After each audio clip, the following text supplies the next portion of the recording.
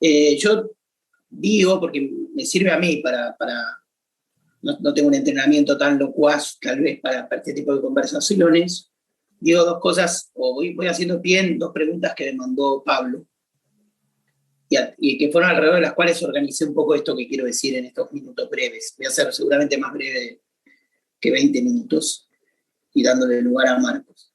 La primera es cómo observan el escenario político-económico hoy, bueno, la foto al 8 de marzo, hoy, y la posible política de cara a octubre.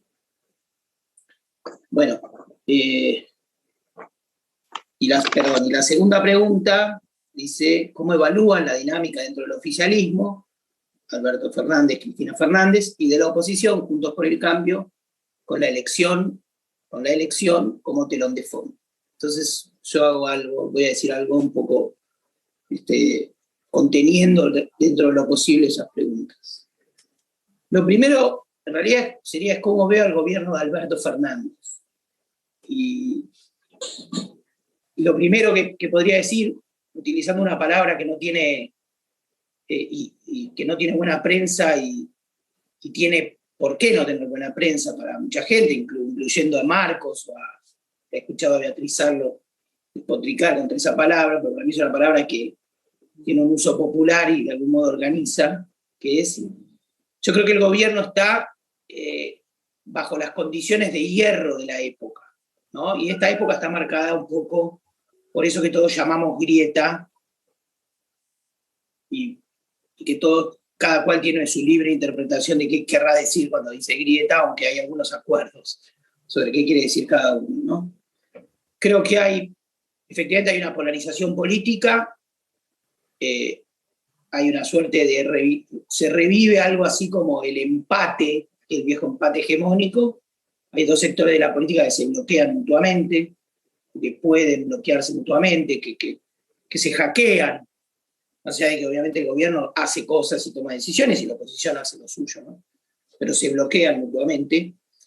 Y son márgenes como pírricos los que tiene la política, ¿no? El gobierno puede aspirar a un mes en donde el salario le gana un poquito a la inflación, el gobierno puede aspirar a una especie de doble registro de su diplomacia, por un lado explora caminos pragmáticos en un mundo complejo, ¿no?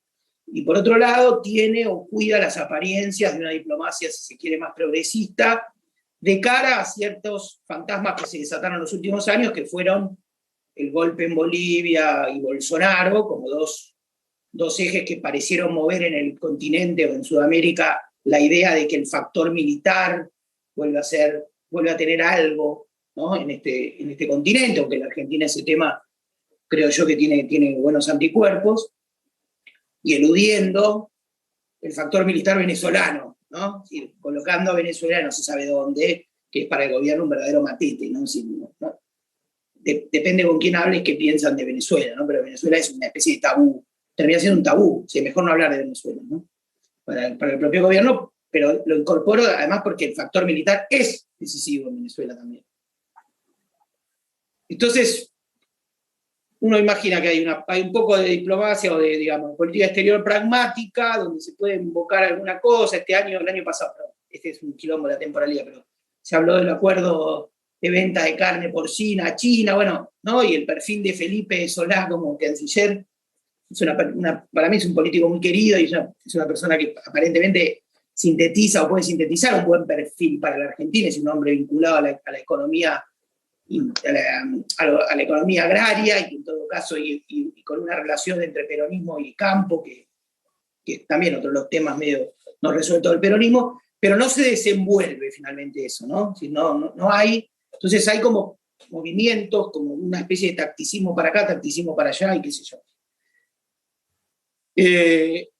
El acuerdo con el FMI, patearlo lo más posible, me da la sensación, ¿no? Es decir, no hay apuro, aunque a veces aparece más apurado Guzmán, pero a veces aparece, ¿no? Menos apurado, según. Entonces, el gobierno es como una especie de carro lento que avanza en una Argentina que encontró una forma de no estallar, que es persistir en este equilibrio, ¿no? En este equilibrio de resultados pírricos, ¿no? el que gana, pero ¿no? Sí, todo muy cortito, una Argentina cortita. Estas me parece que son como las condiciones de la época. Y hacia eso, y en ese sentido, si sumamos COVID y el daño social y económico que produjo, hubo un realineamiento del mundo opositor que se aceleró. Es decir, eso que parecía más derrotado, aunque la salida de Macri, creo que lo que mejor administró Macri, con todo respeto, en esos 4 años fue su salida del poder, ¿no? Es decir, de un punto de tocar el piso, ¿no? Llegar a la lona en agosto a revivir y revitalizar su salida, qué sé yo, y sale de algún modo a fines de octubre, diciembre de 2019, sale como revitalizado políticamente. Es decir, es muy difícil, siendo más profundo y no mirando solo la tapa de los diarios, decir a Macri lo doy por muerto políticamente, ¿no? En ese sentido es un espejo con Cristina, ¿no? Era muy difícil en 2015, tras la plaza llena, y a pesar de esa derrota, que también había sido chiquita, darla por muerta. Entonces, las condiciones son esas, son como las condiciones de un empate de minorías intensas, por decir así, y una especie de lánguida aspiración cada vez más débil de una posibilidad de terceras posiciones, ¿no? El otro día apareció Randazzo, tiene tal puntería que aparece el día que Cristina hace su alegato, pasó sin pena ni gloria, reapareció, en realidad se mostró las imágenes de un Zoom, y entonces esa idea que podría encarnar, supongamos, un Lavagna, Urtubey y Randazzo alternativamente, de que es posible una política sin grieta, una política por arriba, no fue posible. No se ve posible, uno no imagina que vamos hacia una elección donde las rivalidades políticas más extremas se van a enfrentar, donde gana más cuerpo y se siente más cómoda Patricia Bullrich, ¿no?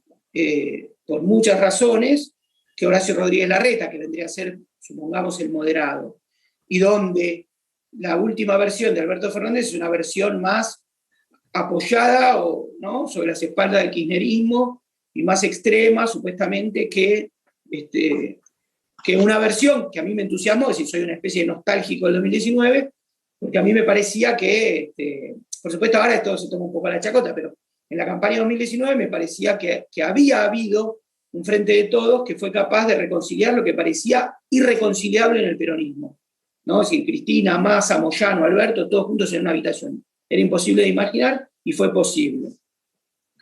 Y se cosieron algunas cosas que también tenían que ver con, si se quiere, no solo la pelea superestructural de las figuras del peronismo, sino las fragmentaciones por abajo que había tenido la base del voto peronista.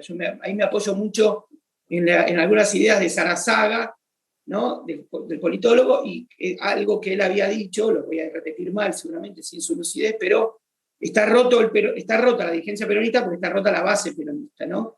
Y uno pensaba que Massa, por ejemplo, la figura de Sergio Massa, no era solo el emergente, un oportunista que quería patear en el piso al kirchnerismo cuando estaba caído, sino también el emergente de sectores del viejo voto peronista que se habían retirado, llámese los que no votaban por el mínimo no imponible, llámese no sé qué. Bueno, todo eso en 2019, el recrudecimiento, la profundización de la crisis que produjo el gobierno de Macri, compactó de nuevo. Entonces, digamos que la vieja coalición kirchnerista se le compactó por abajo al frente de todos, y entonces fue a las elecciones y fue posible construir una nueva unidad por arriba, porque era posible que mucha gente que estaba enojada con Cristina vuelva a votar una opción electoral que la incluye. Eso ocurrió en 2019. Pero ahora, en 2021, estas elecciones parecen, ¿no?, tensar ahí.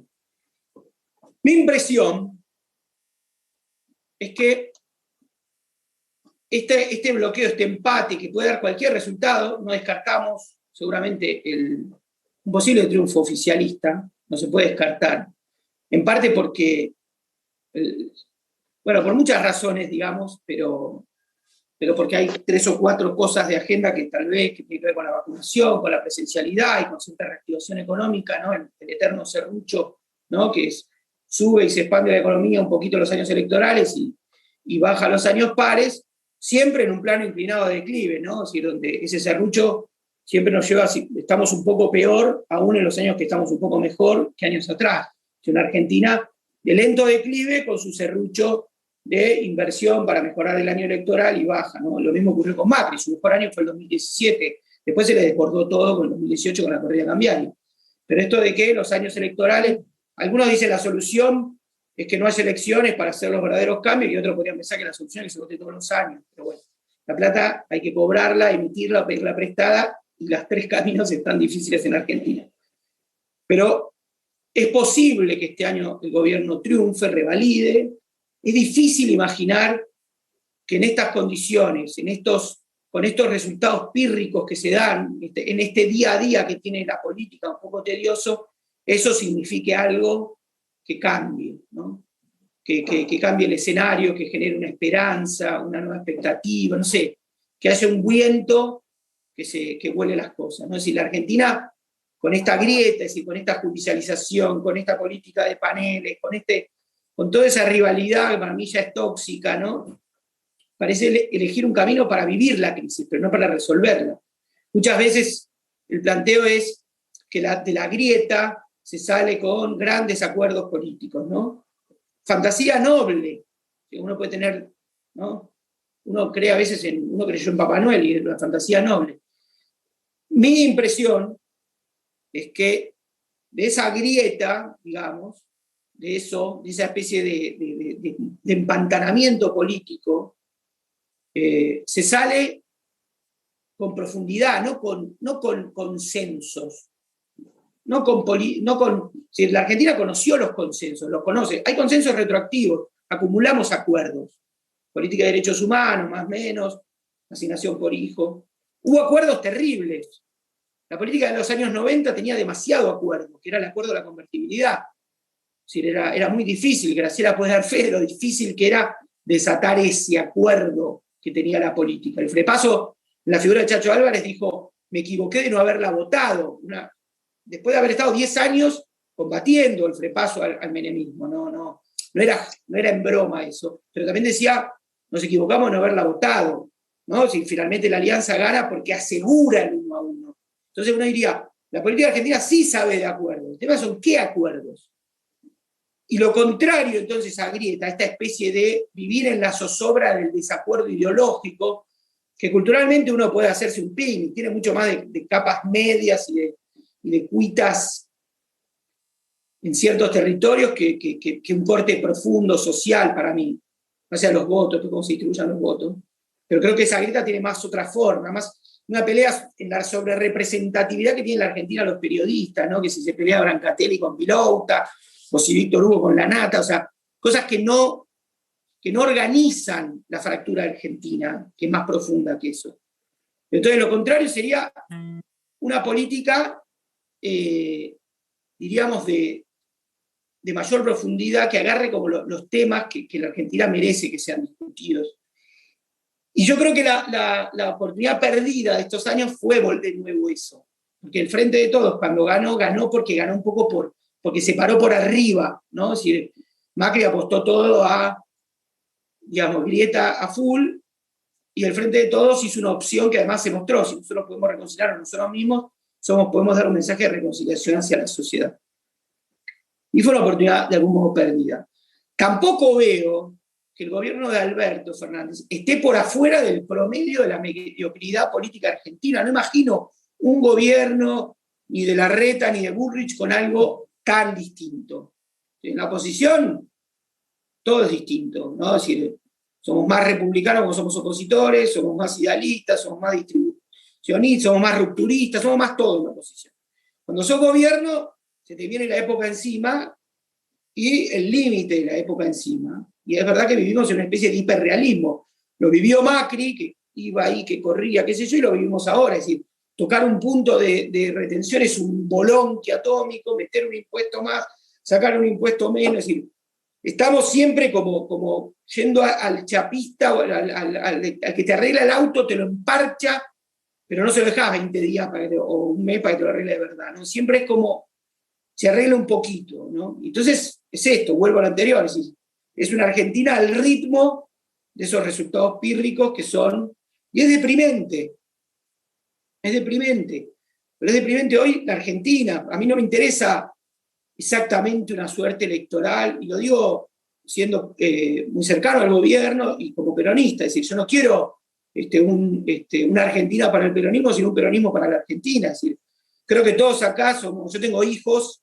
no quiero que en 20 años se vayan de la Argentina, y me considero, como todos acá, cada cual hará sus propias cuentas generacionales, pero nieto, y no, juro que no estoy hablando en primera persona al singular, nieto de abuelos más pobres, porque me interesó reconstruir la historia de mis abuelos, pero que creo que es como casi todos nosotros acá, más o menos, ¿no? De una Argentina de movilidad ascendente, una Argentina que tenía algo para darle a todos los que pisaran este suelo, ¿no?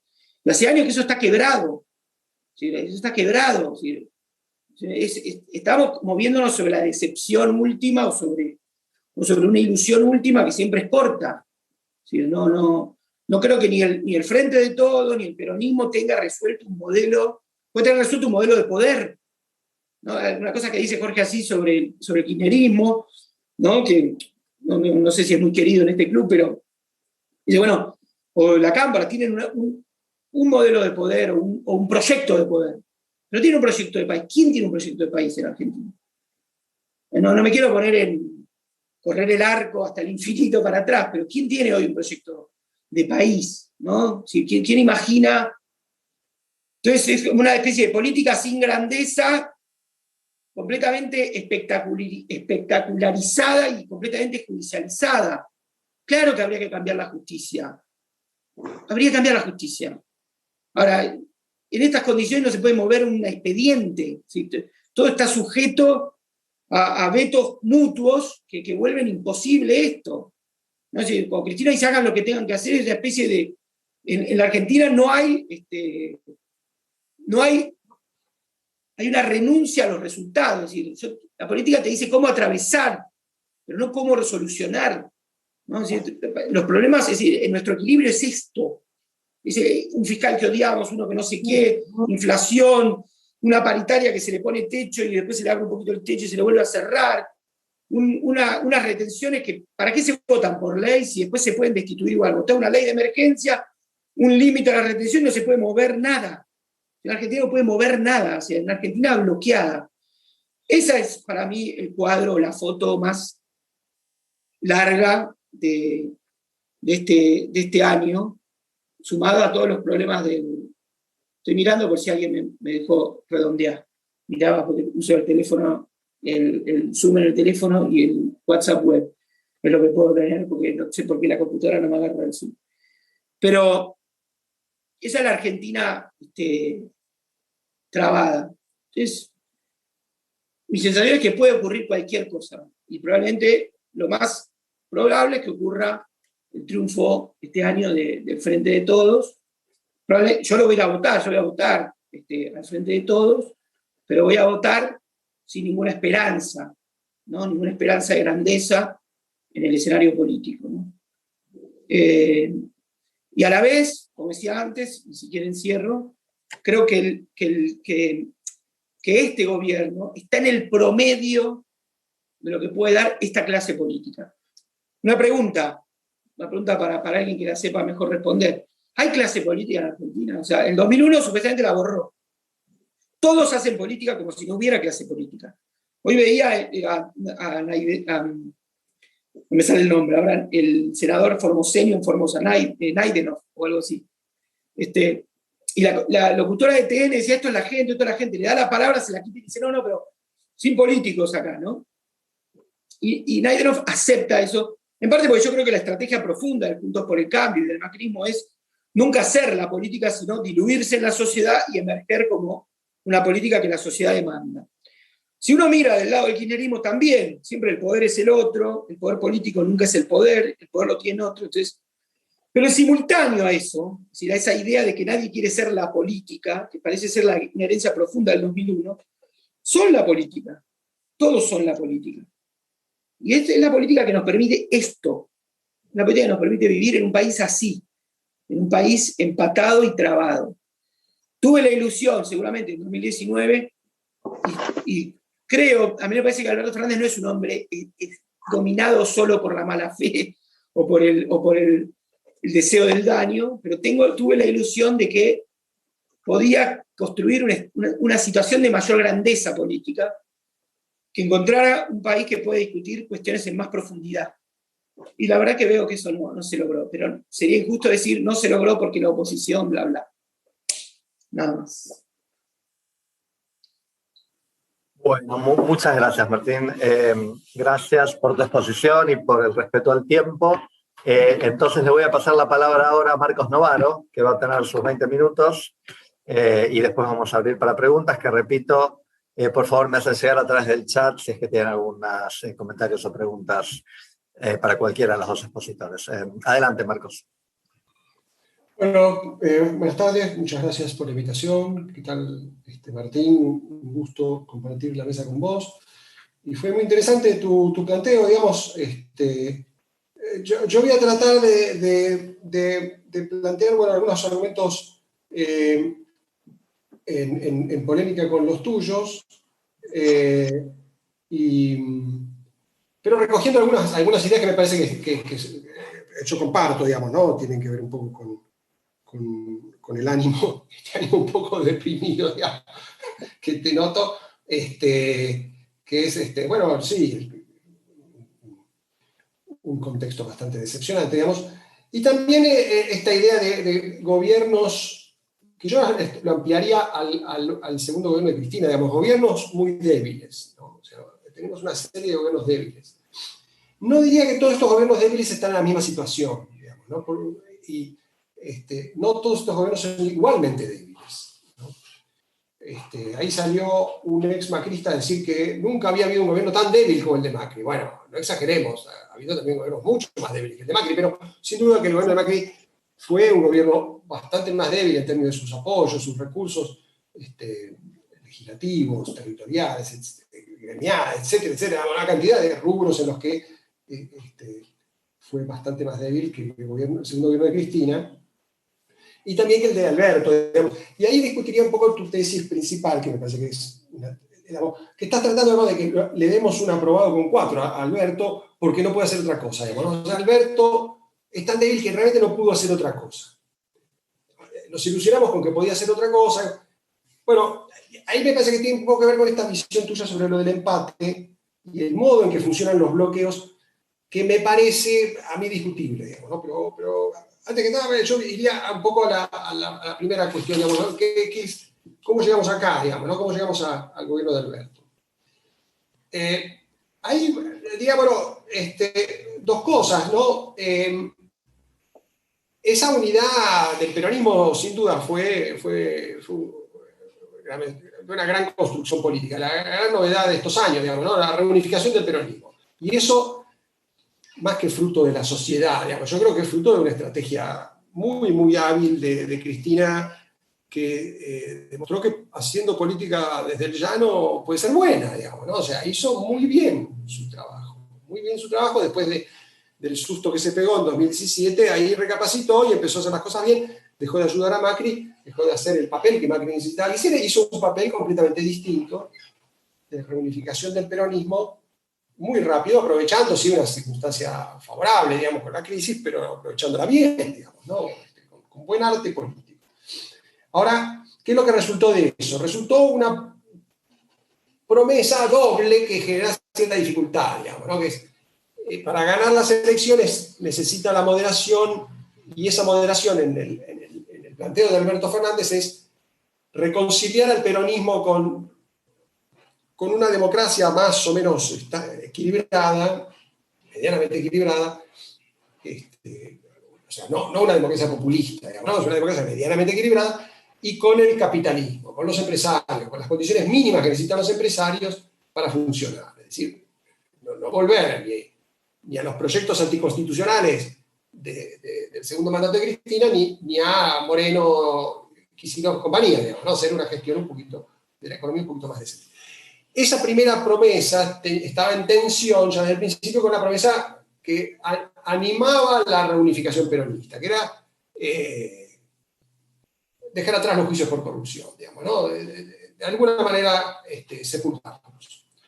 Esa era la condición de la unidad que todos aceptaron, para la cual no estaba muy claro qué era lo que había que hacer, ¿no? Y esa es la gran dificultad. Nunca estuvo claro qué era lo que había, a qué se comprometían a hacer para garantizar esa segunda promesa, que es el cemento de la unidad peronista, garantizar la impunidad, el olvido, pongámoslo en los términos que queramos, digamos, dar vuelta a la página del lofer, como queramos ponerlo, digamos, pero eso había que garantizarlo.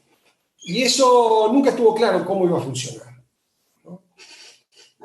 Entonces, ahí empezó a haber crecientes problemas en la propia coalición de gobierno, digamos, ¿no? Respecto de qué era lo que había que hacer en ese terreno, el de la impunidad, y qué consecuencias tenía lo que había que hacer en ese terreno para el otro terreno, el terreno de la convivencia con la democracia republicana, con la Constitución, y la convivencia con el capitalismo empresarial, más o menos libre, digamos, mediana, mínimamente libre, el capitalismo. Bueno, esa me parece que es la gran dificultad que tuvo la operación que nos llevó a esta situación, digamos, y que no tiene mucha solución, digamos.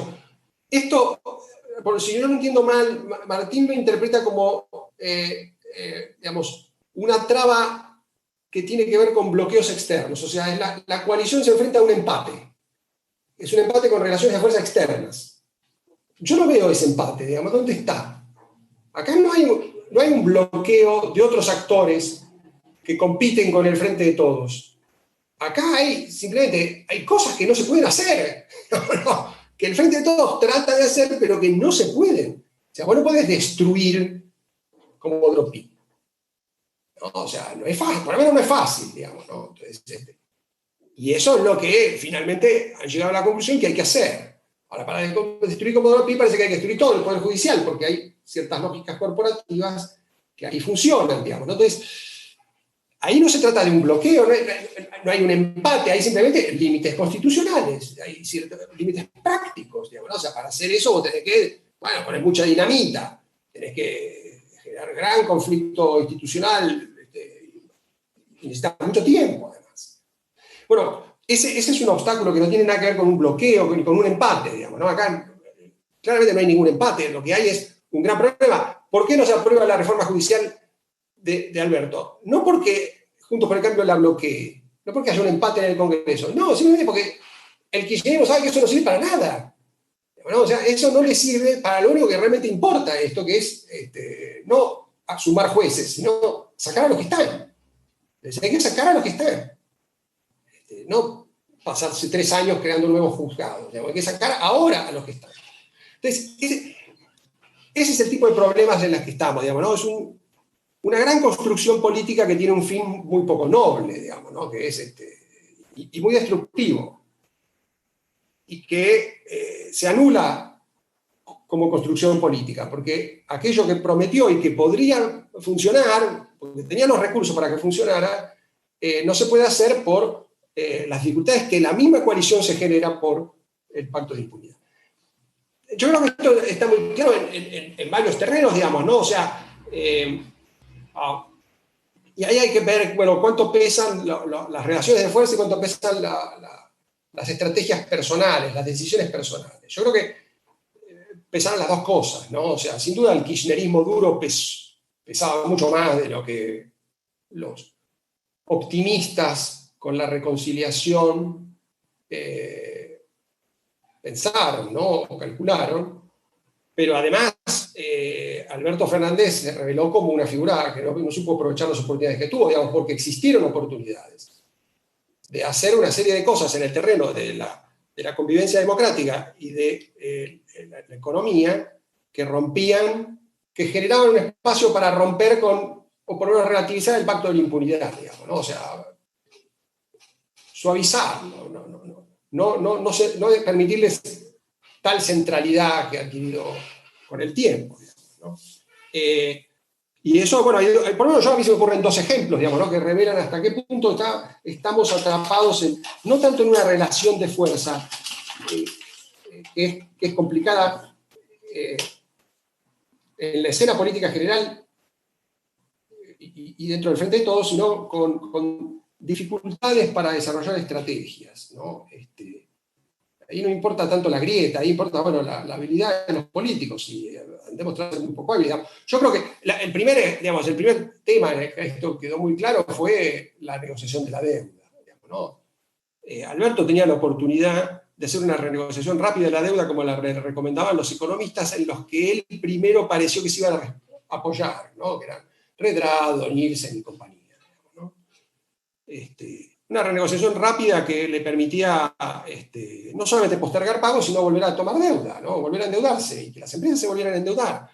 O sea, y todo eso necesitaba un plan de estabilización que normalizara la economía, la tranquilizara, como dice Guzmán, pero en serio, no para el palabrerío que nos vende hoy Guzmán, digamos, ¿no? Que es totalmente inconducente, no sé, algo en serio. Bueno, esa estrategia se abandonó, ¿no? Esa estrategia se abandonó, y yo creo que ahí el gobierno empezó ya mal, ¿no? Empezó mal, y después complicó aún más las cosas con la dilación enorme de esa renegociación, primero con los privados y ahora con el fondo, en una circunstancia en la que, digamos, lo que había que hacer era totalmente lo opuesto, digamos, ¿no? Y eso era aún más claro después del estallido de la pandemia, que Guzmán y Stiglitz se interpretaron al revés, digamos. Ellos dijeron, acá van a caer todos en default, no nos preocupemos. ¿De dónde? Pasó todo lo contrario, digamos, ¿no? O sea, realmente Stiglitz falla en sus diagnósticos. De seguir a esa gente fue un gravísimo error, que complicó aún más las cosas respecto del error inicial, que fue ceder en la negociación inicial de la formación del equipo económico y dejar caer a Redrado y Nielsen.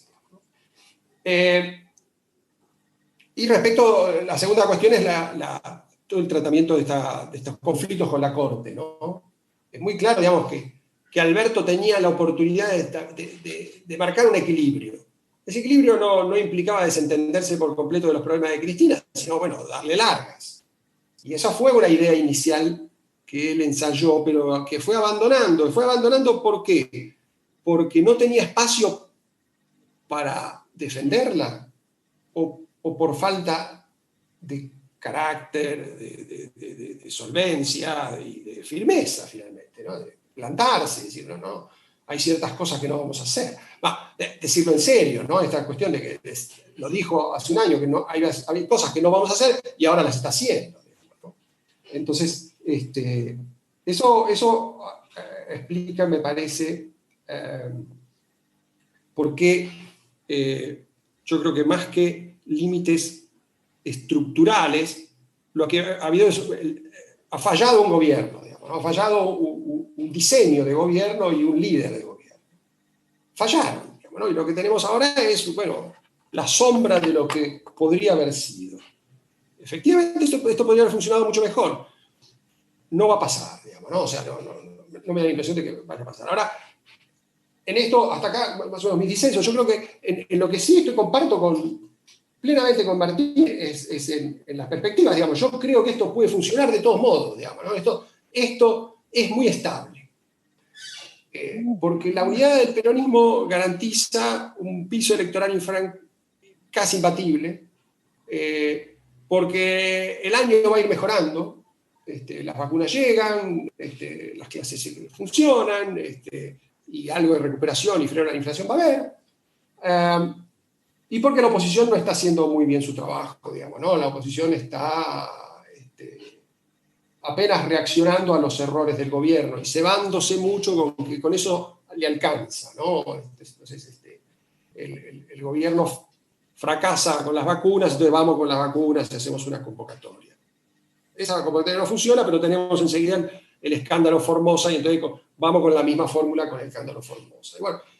Y eso va a mantener activa la escena, seguramente le va a permitir a Patricia Burgi y a otros de la coalición opositora despuntar en las encuestas, y eso ya está pasando.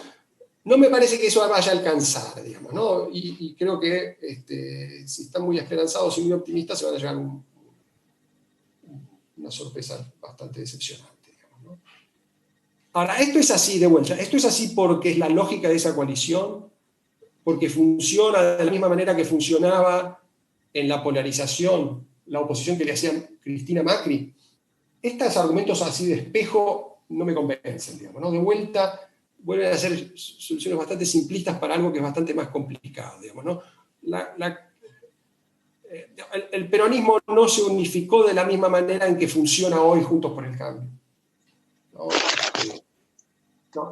No tiene las mismas características, digamos, ¿no? Esa dinámica. Y me parece que, bueno, eso tiene que ver con el hecho de que estructuralmente no pesan lo mismo, y en términos de liderazgo tampoco pesan lo mismo los actores duros y blandos, o los halcones y palomas en los dos campos, ¿no? O sea, una cosa es el poder estructural y también el liderazgo que retiene Cristina y su gente, digamos, y otra cosa es lo que pasa con Macri hoy o con Patricia Bullrich hoy, ¿no? O sea, no son fenómenos comparables, ¿no?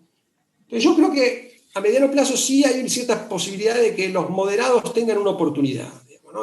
¿Cómo imagino yo, para abandonar un poco el clima depresivo en que nos dejó Martín, cómo imagino yo una salida, digamos, ¿no? O sea, primero con mucho tiempo, o sea, yo comparto esto va a llevar tiempo. Así como esta situación actual es estable, puede durar, y puede, por lo tanto, administrar la decadencia, el empobrecimiento, Juntos por el Cambio no podía hacer eso. ¿No? Cambiemos no puede administrar el empobrecimiento como lo administra esta unidad peronista.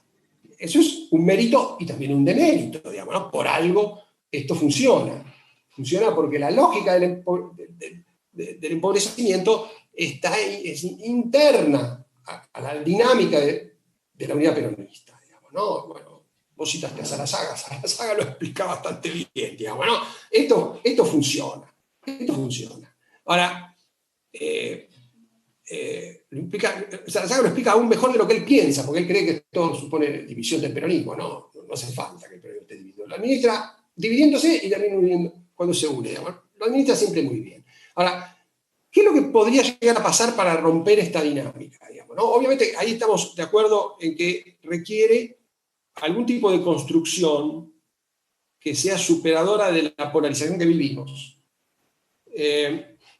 Martín la menciona algo como un desempate. Yo creo que el desempate no va a haber, digamos, ¿no? O sea, desempate no vamos a tener. La idea, si el Frente de Todos esperaba que hubiera ese desempate porque quebraba a Juntos por el Cambio absorbiendo los sectores moderados y peronistas, y entonces incorporaba a Monzón y a Larreta o algo parecido, no, eso no iba a funcionar, digamos, ¿no? Aunque lo lograran, eso no servía para nada. Es parecido a lo que, en eso sí hay cierta similitud con lo que quiso hacer Macri con Massa, digamos,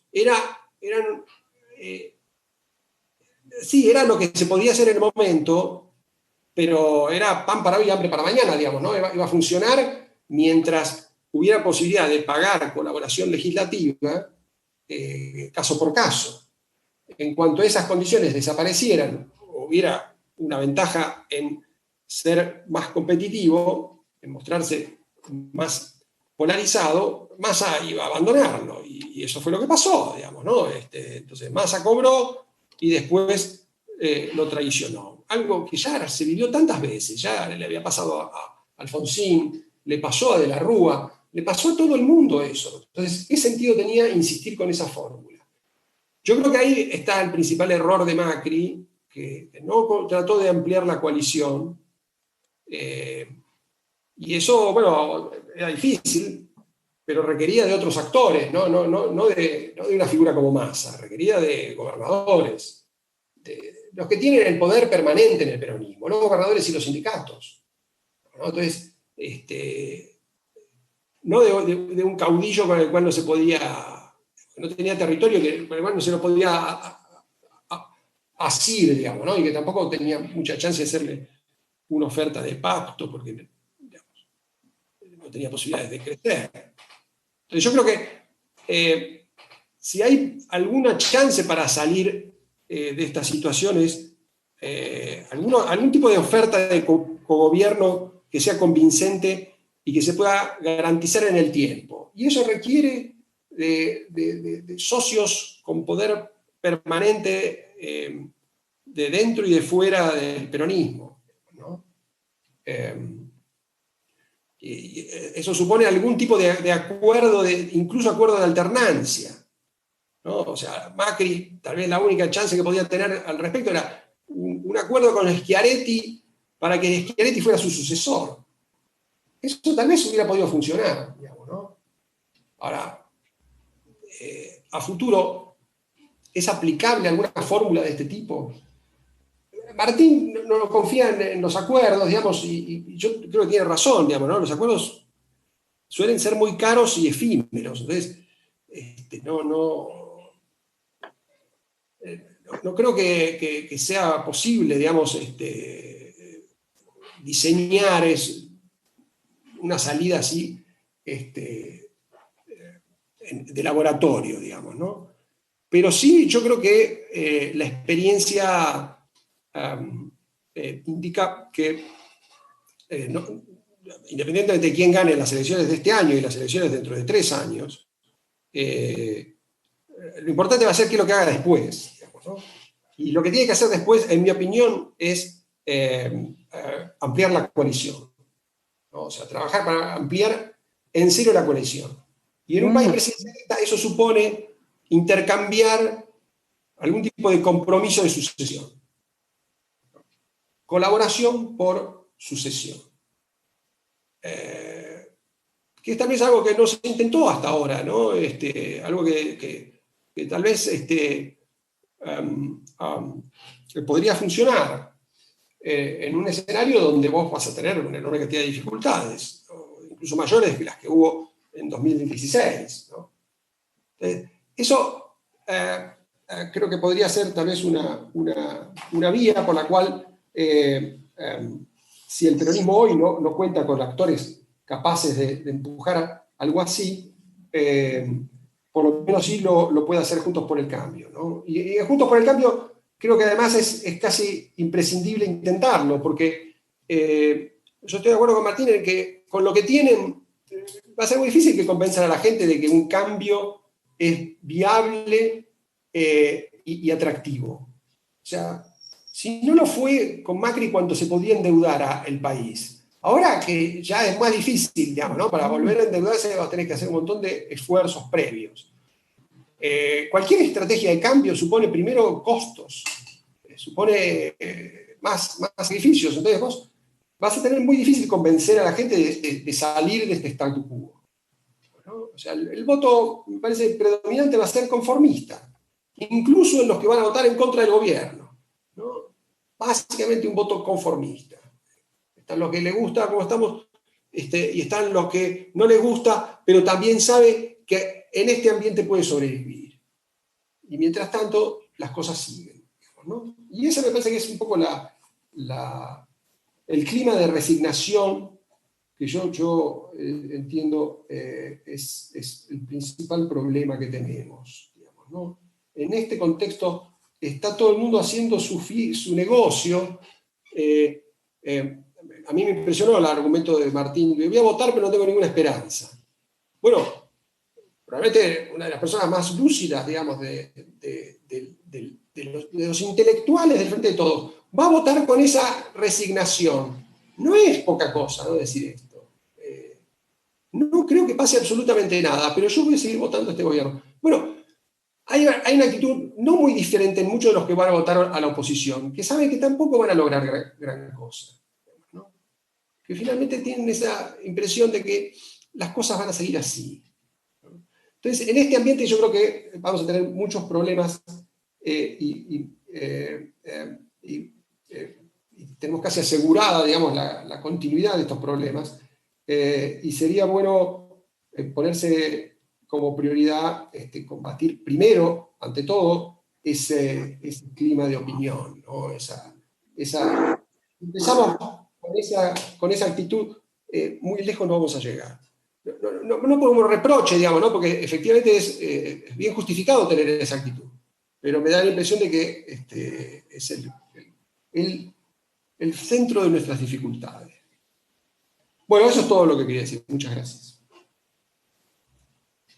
Bueno, muchas gracias, Marcos. Yo haría lo siguiente ahora. Marcos, vos hiciste varias referencias a los argumentos de Martín, entonces quizás antes de ir a las preguntas, que no hay tantas todavía, Le devuelvo a los expositores un par de minutos cada uno si quiere decir algo más en referencia a los argumentos del otro. No sé si vos, Martín, querías responder o tomar el guante o decir algo sobre los comentarios que hizo Marcos sobre tus argumentaciones. Sí, hubo varias cosas. Primero quiero decir que no quiero ser un apologista de la desesperanza o del desánimo, digamos, no es así.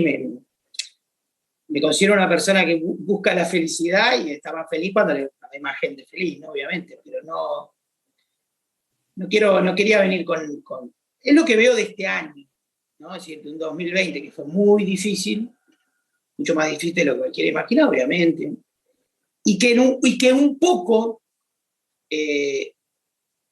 cuando fueron los primeros meses, abril, mayo, hubo una sensación ¿no? Es decir, yo no tenía un libro como Zizek bajo el brazo, ni muchísimo menos, pero había una sensación, ¿no? de optimismo ante la incertidumbre, ¿no? Voy a decirlo en términos muy, tal vez un poco ingenuos.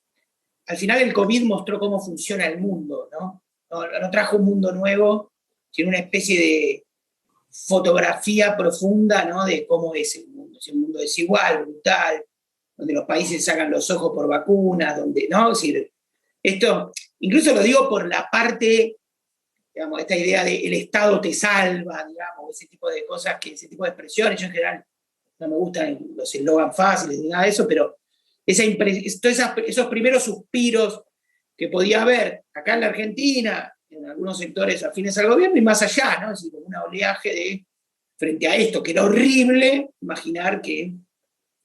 Y al final no vino eso, ¿no? Sino, un cisne negro y tapó todo, tapó el sol.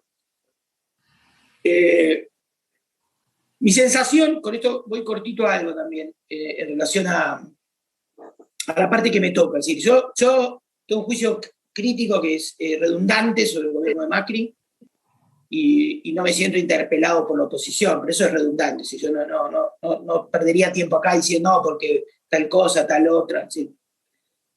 No es el espacio político al que pertenezco, al que me siento afín, y tengo una cantidad de juicios críticos, pero no viene al caso. Entonces, comparto algo sobre el estado crítico del peronismo, que sí puedo compartir un poco más, que es, yo creo que una de las formas de ver en qué está trabado este país es que está trabada la imaginación política. Es decir, ¿qué peronismo veo yo? Veo un peronismo conurbanizado. ¿Sí? Veo un peronismo que tiene una especie de modelo dualdista de gestión, dual de que fue un presidente necesario para la Argentina, pero un modelo dualdista, es decir, un modelo en el cual el peronismo desde la provincia de Buenos Aires y desde el conurbano de la provincia de Buenos Aires tracciona a los restos del peronismo y tracciona a su modo, con el volumen que tiene ese peronismo bonaerense, al país. Es decir, es donde se fija un potente domicilio de poder político en la Argentina. Por supuesto, a Duhalde igual le creció Kirchner, que fue, como Menem, una especie de gran peronista de una periferia desolada o despoblada, que cambió, que inauguró una década, un ciclo político. Menem dio vuelta a la Argentina, Kirchner dio vuelta a la Argentina, así, dos exponentes. Ahora, paradójicamente, imaginemos esto hoy. ¿Es posible en la Argentina, como está distribuido el poder, imaginar que pueda haber como alguna vez Pratgay lo dijo, a mi juicio, con racismo, un caudillo del interior que cautiva a las masas, por decirlo así? Yo creo que no. Sí, yo creo que está como también trabado en eso. Sí, hay una conurbanización del peronismo más dominante, que sería el kirchnerismo, y hay una confederación de peronismos provinciales, que funcionan como traccionados a su modo por donde está el poder político, se fija con más volumen el poder político. A su modo, de esa relación de fuerzas también es víctima Alberto Fernández, que es un peronista porteño, que tiene las cualidades y defectos del peronismo porteño, ¿no? Un peronismo que sabe, vamos a decirlo rápido, que sabe más tener poder que ganar elecciones, o compartir poder, y que en gran parte el peronismo porteño fue socio de esta larga perdurabilidad, que parece in eternum, que tiene el macrismo en la ciudad de Buenos Aires. Yo no me imagino, es más fácil imaginar el fin del mundo que el macrismo pierda una elección porteña, ¿no? También. Entonces, yo veo también que lo que está trabado es esa imaginación, por decir, como esa imaginación espacial, ¿no? Es decir, donde los modelos peronistas más fuertes, más provinciales, están cerrados, es decir, están al precio de ser. Y hablo para no hablar de Formosa, que conozco la provincia, pero quiero entrar en el debate de Formosa, bueno, puede llevar puesto este encuentro. Digamos, reconozco los problemas, pero conozco también la provincia en profundidad. Pero digamos, el modelo cordobés. Una gestión exitosa, un peronismo que no está peleado con el sector privado, es un peronismo con sector privado, que no está peleado con el campo, que no deja de ser popular, porque tiene políticas sociales, las tuvo de la Sota. Lean la despedida que le escribió Dante Leguizamón, un periodista de izquierda lúcido, a José Manuel de la Sota, con quien tuvo hasta juicio. Es como si Wieniawski despidiera a Kirchner, por poner un nombre así. Bueno, los reconocimientos de un pibe que es un pan de Dios, además un tipo que no tiene con qué, porque esto, viste, el troleo macrista que a cualquier inflexión le ponen sobre, ¿no?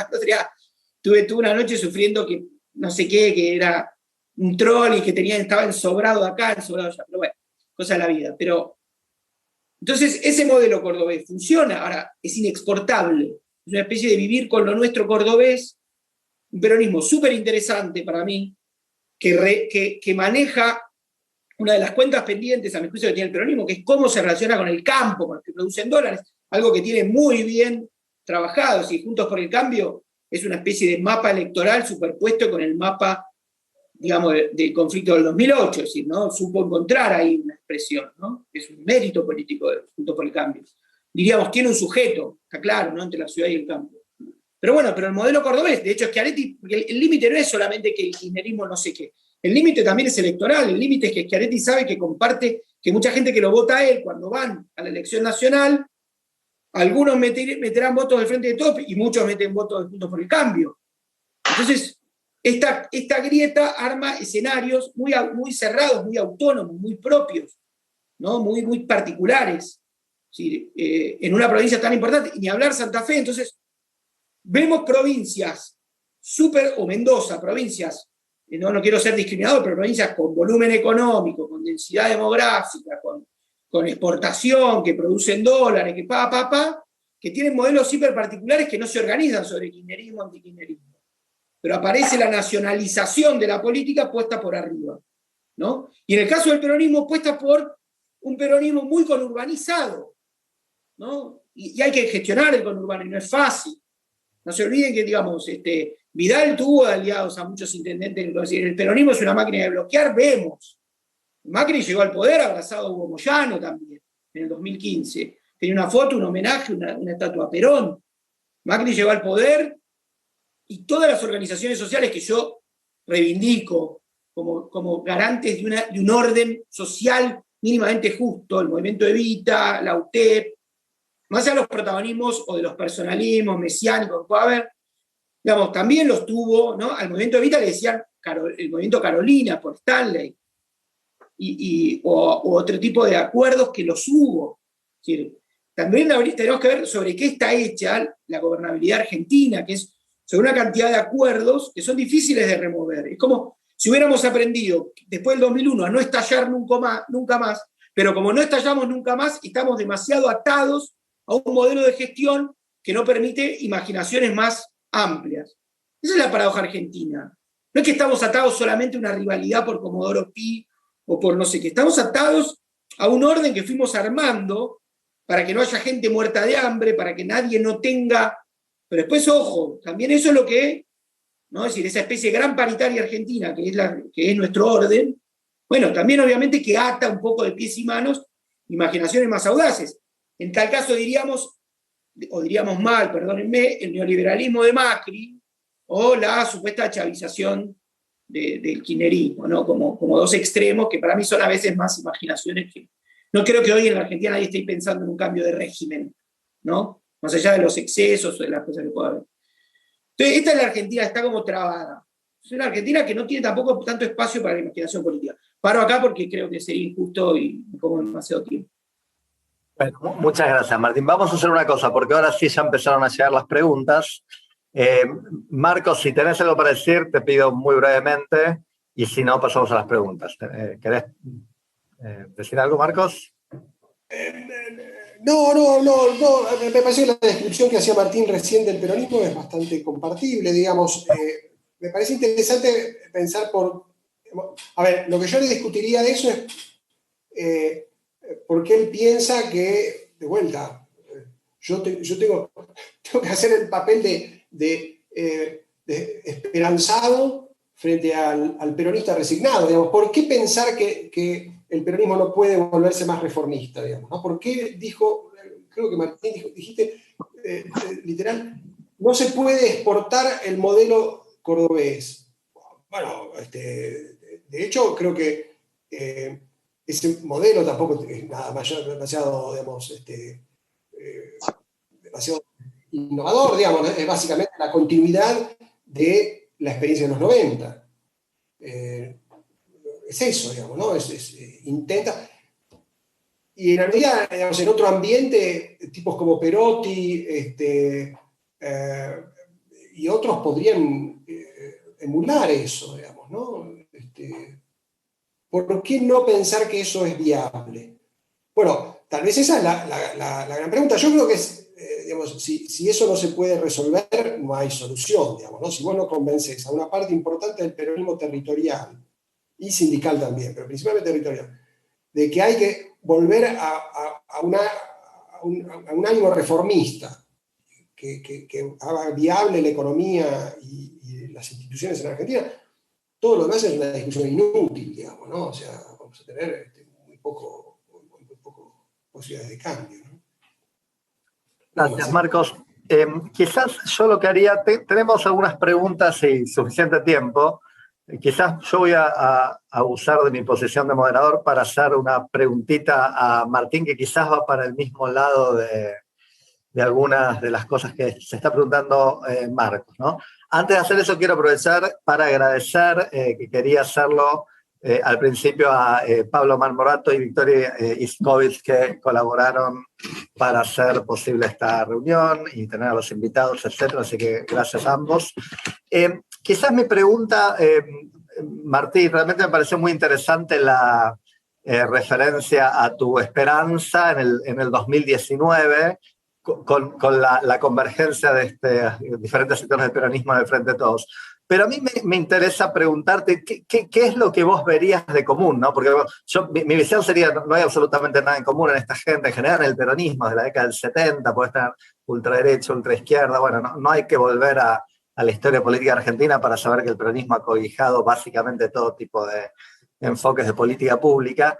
Y entonces, ¿por qué vos verías que esta convivencia, para decirlo en términos estereotípicos de Massa con Kicillof, o Bernie con Federico, o Moyano con Cristina, ¿por qué sería algo de donde uno podría esperar algo coherente en términos de políticas públicas y por lo tanto bueno para el país? A mí me cuesta mucho ver, si vos hubieras argumentado más para algún lado de este grupo, yo entendería más, pero ¿por qué ese conglomerado que desde afuera se ve increíblemente heterogéneo y con muy pocas chances de implementar algo coherente, a vos sí te daba esperanzas? No, a mí la esperanza es más de arriba hacia abajo en ese caso. Si la esperanza, vos me preguntás, ¿en qué creíste en 2019? Y en parte, digamos, sin ese plus, pero ahora, digamos. A mí me parece que la figura de Alberto era una figura de síntesis, una figura que permitía darle más certidumbre a los que creían en esta venezolanización. Siempre me parece un disparate, más allá de que podemos discutir la política de relación de Argentina con Venezuela, ¿no? Eso es una discusión válida, pero la idea de que Venezuela es un modelo me parece absurda. Me parece que hay palabras que definían, o que en algún sentido definen el espíritu de Alberto, que era sensatez, sobriedad, o sea, un hombre no enamorado de la autonarración peronista, un tipo que se había bancado las críticas y se había ido al llano, es decir, era una especie de reivindicación de la crítica como valor y como construcción política, si no es que criticaste y entonces ahora te vas y nunca más, ¿no? Digamos. Rompía eso, rompía esa inercia sectaria y tonta que tuvo parte del cristianismo, ¿no? Mostraba seguramente a Cristina en su límite. Hay que ver también la elección de 2017, si Cristina perdió a Esteban Burri, perdió la elección en provincia de Buenos Aires, que parece ser el bastión, ¿no? Que lo planteó así, sigue siendo el bastión, pero ella perdió ahí. Entonces, ese estado deliberativo y de reconocimiento de límites común que se hacía, me gustó. Me pareció que creó un espíritu y un clima hacia dentro de ese peronismo que bueno, y no me arrepiento, para mí valió la pena. El gobierno de Macri fue un gobierno muy, muy malo, nos metieron el bardo del fondo, es decir, tampoco me parecía exactamente, digamos, mirado tan a la carta, no me parecía un gobierno homogéneo ideológicamente y coherente ideológicamente, es decir, me parece que cruzaron el río, a mitad del río hubo un cambio de presidente de Estados Unidos, había una especie de ala liberal, como maniobró Macri su adhesión en la ley del aborto, ¿no? Es decir, primero habilitó el proceso, después terminó abrazado en la campaña a una evangélica diciendo que le era de las dos vías, ¿no? Es decir, cuando en la política argentina Alfonsín impulsó la ley de divorcio, nadie dudaba que era lo que él quería. Era obvio que era un debate de la sociedad. Un presidente no es una figura neutral que habilita debates como si fuese el interventor federal de un país y que entonces va midiendo, no, expresa una voluntad, ¿no? Entonces, me parece que había en algunas cosas un desgobierno, es decir, el gobierno de Cambiemos era una especie de tercerización del poder. ¿Sí? Así como muchos decían, por izquierda no es un gobierno autoritario, criminal, a mí me parecía que delegaba el poder, ¿sí? Que siempre había en su propio relato esto de darle al fondo el plan económico. En el fondo era darle a todos, ¿sí? Era llegar al poder para devolverlo, ¿no? Es decir, bueno, que venga el campo y ponga las retenciones como ellos quieren, sacamos un impuesto a los ricos, le damos a los 2 minutos de corrida cambiaria, venir, nos enamoramos ya me olvidé del nombre de la titular en ese momento del fondo, es decir, tenía una actitud delegativa de sacarse el poder de encima. Uno podría decir ideológicamente darle el poder a los más fuertes, devolvérselo al mercado, pero no quiero hacer subrayados así ahora que quedarían medio como la mona, sino, bueno, sacarse el poder de encima. Esta otra actitud, un peronismo que sabe gobernar, y que genera equilibrios de poder y que genera equilibrios sociales, es una de las virtudes del peronismo. Es una virtud del peronismo. Ahora, acá falta, bueno, el para qué. Y eso estoy de acuerdo. Los 90 hubo gobernabilidad, a mí no me gustó, yo no fui menemista, era muy pibe, pero no fui menemista ni a palos. Lo de Kirchner me gustó. Los primeros 2 gobiernos, sobre todo el primer gobierno de Kirchner me encantó, fui un militante de ese gobierno. No me arrepiento. Después me parece que se imaginó un peronismo que tenía la facultad de, sobre todo a partir de Cristina, de hacer una especie de purificación ideológica y ser expulsivo. Parece joda, pero a mí me pareció que el peronismo, sacándose a Moyano de encima, perdía. Usted dice, pero mirá, Moyano, bueno, a mí me parece que la coalición que imaginó Kirchner era más compleja, era más heterogénea, se ordenaba sobre otras cosas. Era una conducción con más imaginación. Digamos, perdón si no veo solo la ruta del dinero K, pero veo un hombre con una gran imaginación política. Y luego vi que todo eso fue en pendiente.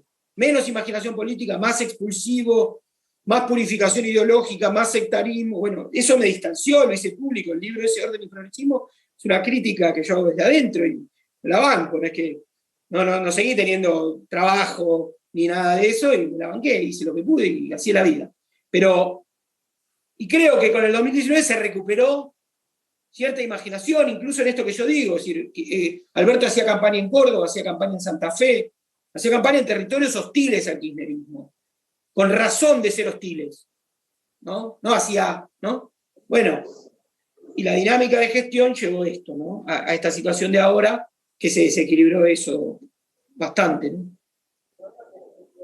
Gracias, Martín. Bueno, voy a empezar a hacerle llegar a Martín y a Marcos las preguntas en el orden en que me llegaron, salvo en algún caso donde se puedan combinar.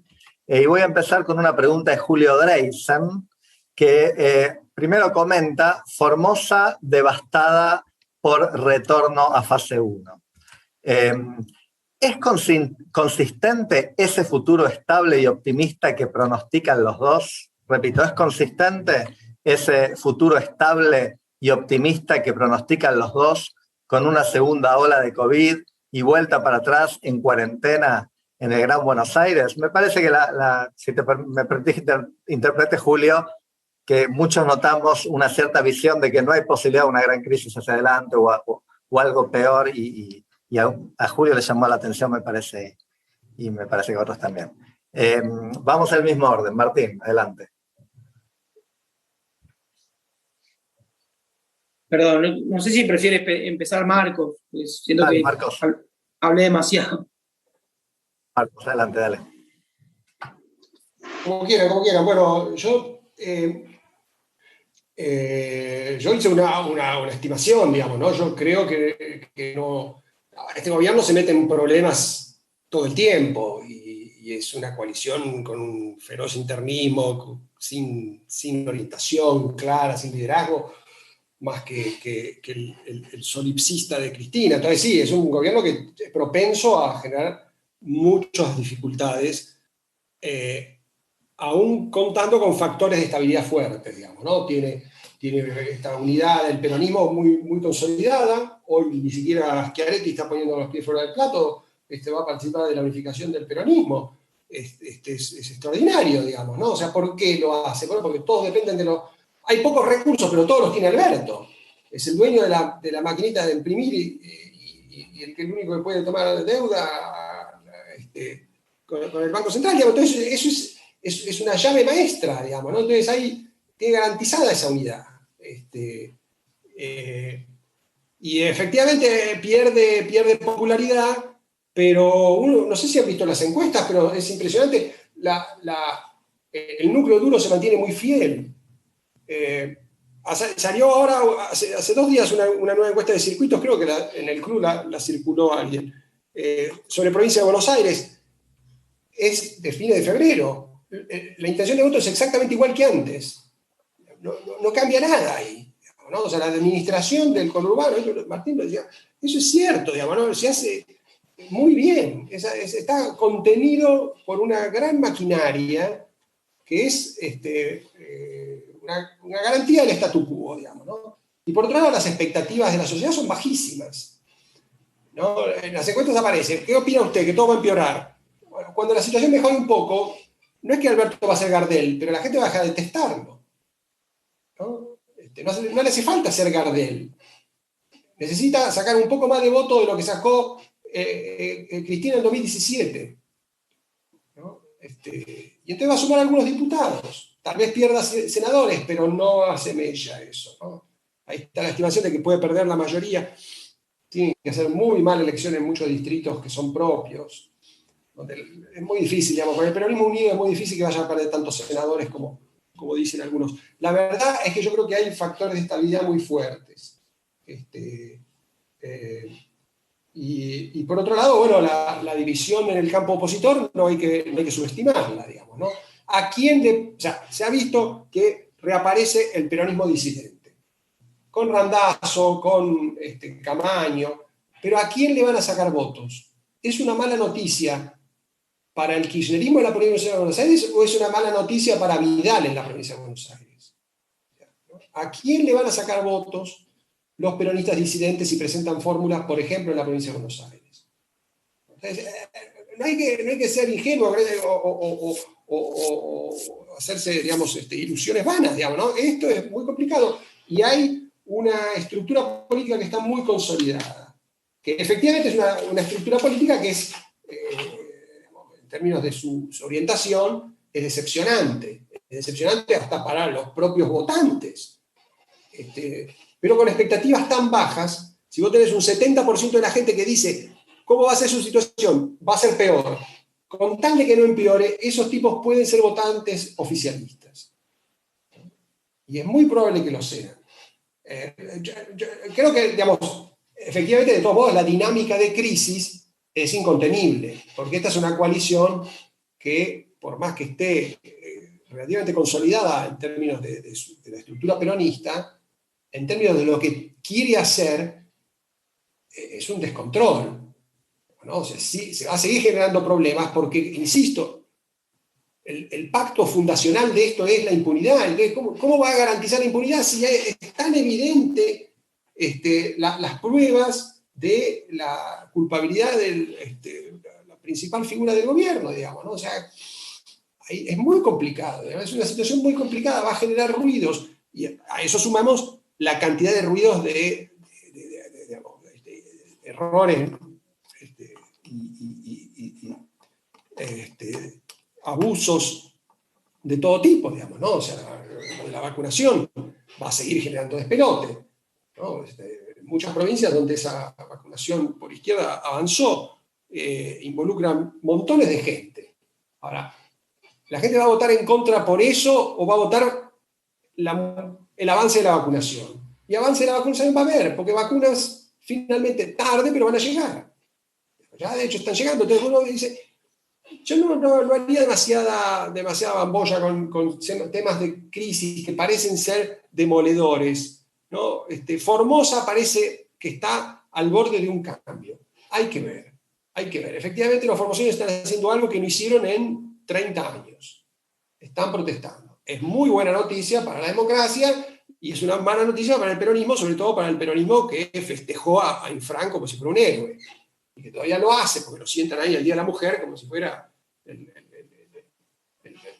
rey del feminismo, digamos, ¿no? O sea, es un desastre. Ahora, ¿van a pagar un gran costo por eso?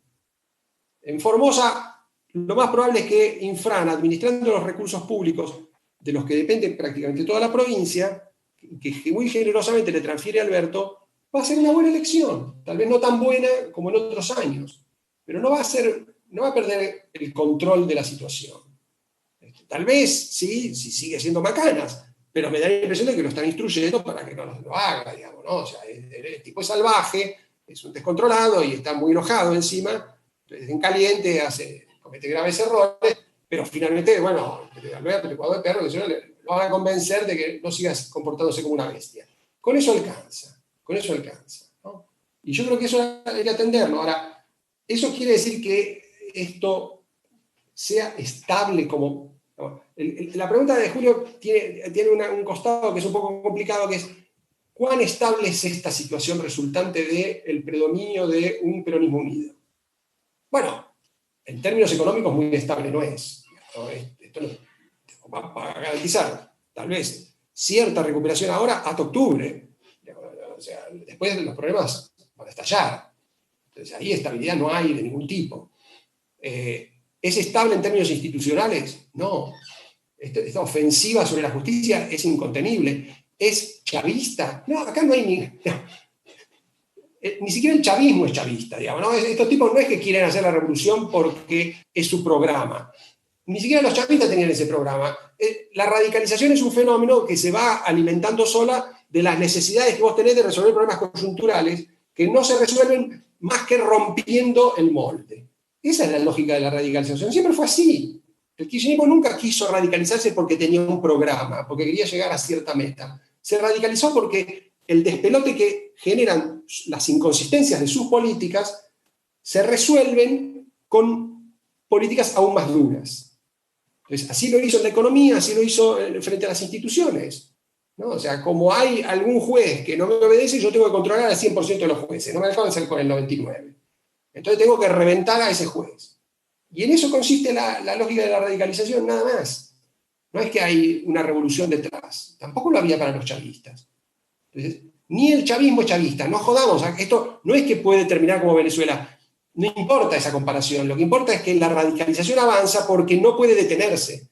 porque se alimenta de sus propias inconsistencias, digamos, ¿no? Y necesita medidas cada vez más duras para controlar esas inconsistencias. Entonces, acá no se trata de ser temeroso de ningún cuco, se trata de entender cómo funciona la dinámica. En eso, Martín, perdóname, pero no, yo creo que no entendiste cómo funcionó el radicalismo durante los 12 años previos. Tampoco vas a entender cómo funciona el gobierno de Alberto. No es que se radicaliza porque hay un cuco detrás. Se radicaliza porque Alberto mismo tiene que controlar la situación radicalizándose. Aunque él no lo quiere, pero lo hace.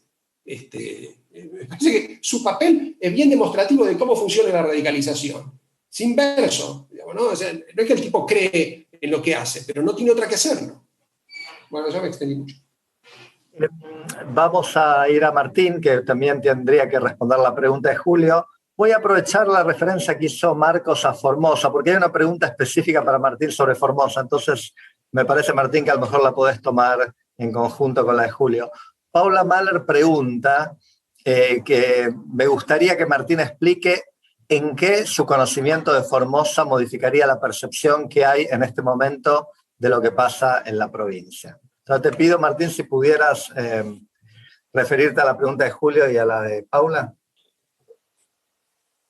Bueno, primero, un gobierno intentando dominar la justicia nunca se vio, ¿no? Sí, no es que festejo el antirrepublicanismo como, ¿no? Pero lo he visto en todos los gobiernos, todos. Los gobiernos que ustedes votaron, los gobiernos que yo voté.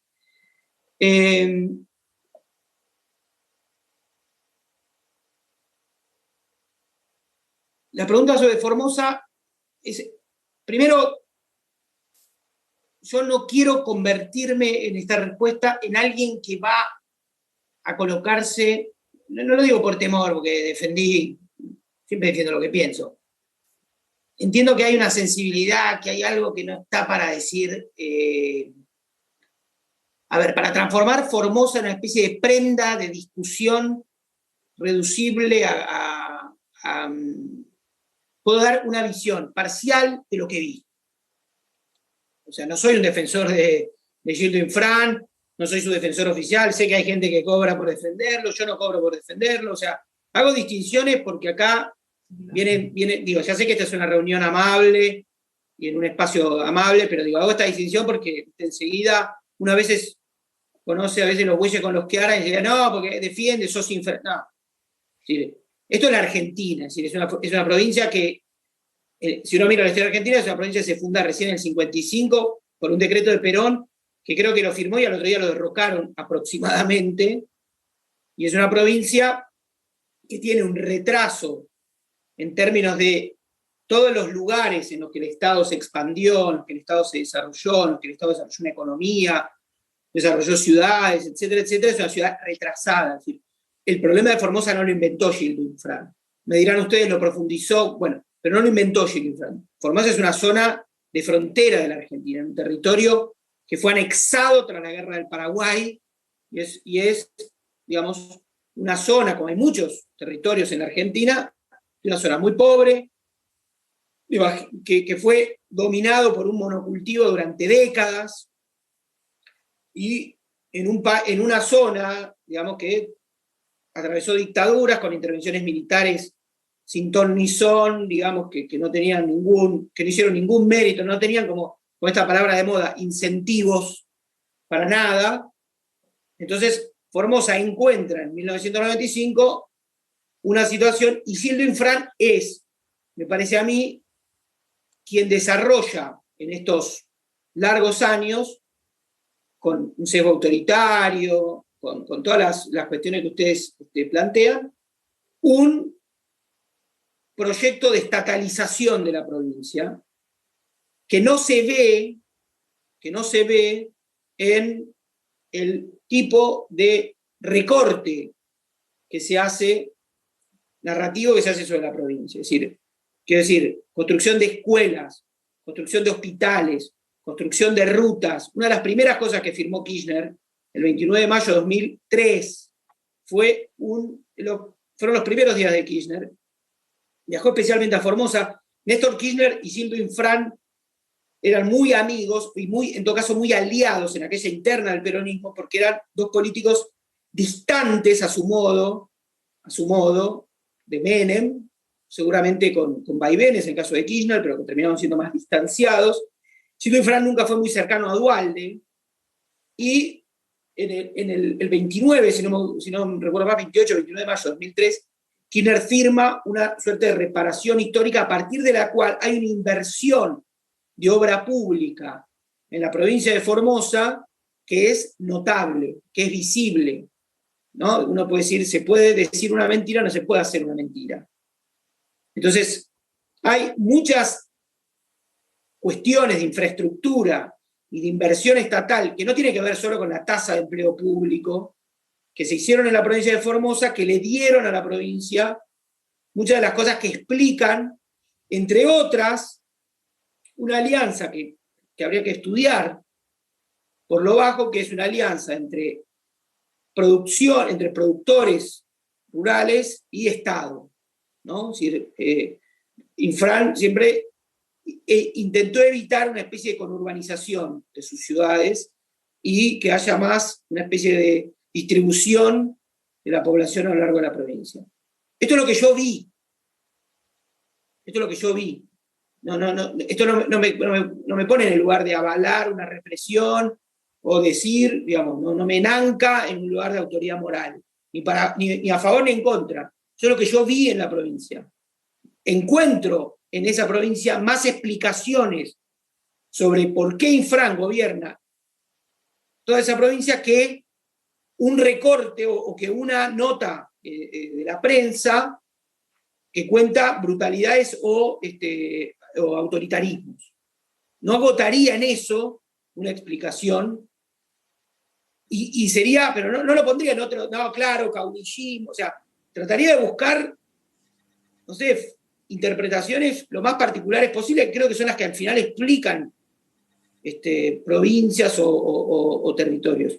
Por supuesto, soy porteño, que cargo con el mote claro desde Buenos Aires, ves, ponés el grito en el cielo con las represiones de la reta, pero tenés la doble vara que calla las represiones. Bueno, yo no tengo la doble vara de nada. O sea, qué sé yo, acá cada cual se va pronunciando y va, digamos, es decir, no quiero caer en la trampa discursiva, la grieta, donde no dijiste nada cuando y ahora estás callando esto cuando en realidad gritaste que la represión... No sé. Digamos, yo creo que la violencia institucional en Argentina es un temón.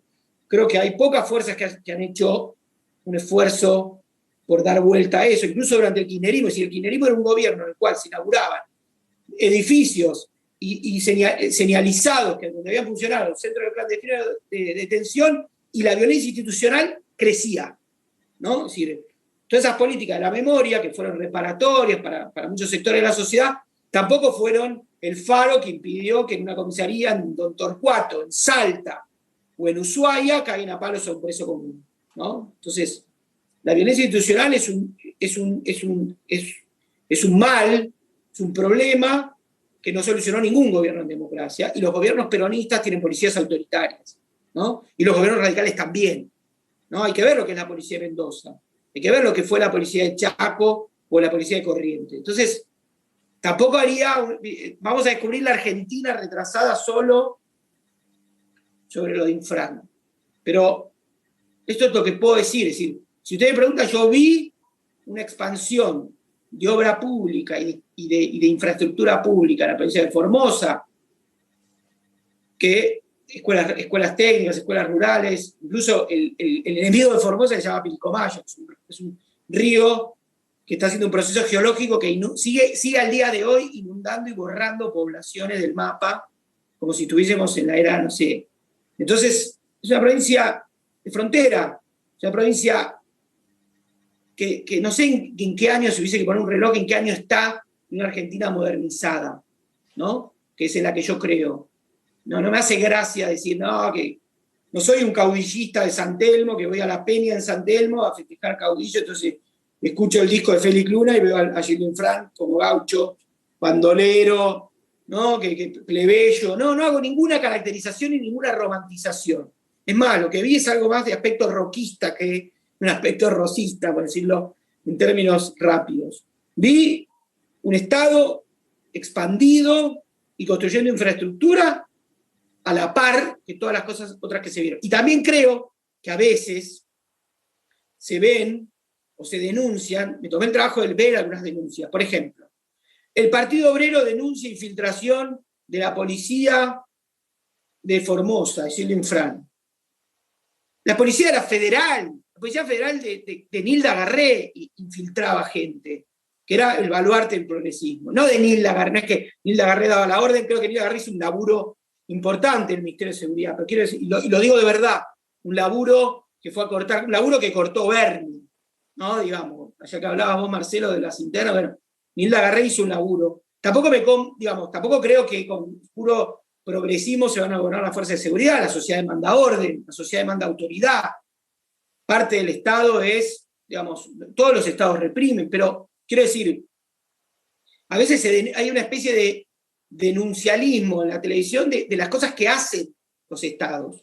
Todas las policías y todas las fuerzas de seguridad tienen servicios de inteligencia infiltrados, ¿no? Se descubre en la base de Bahía Blanca que infiltraba la Marina hasta hace 20 minutos a los grupos de izquierda en Bahía Blanca.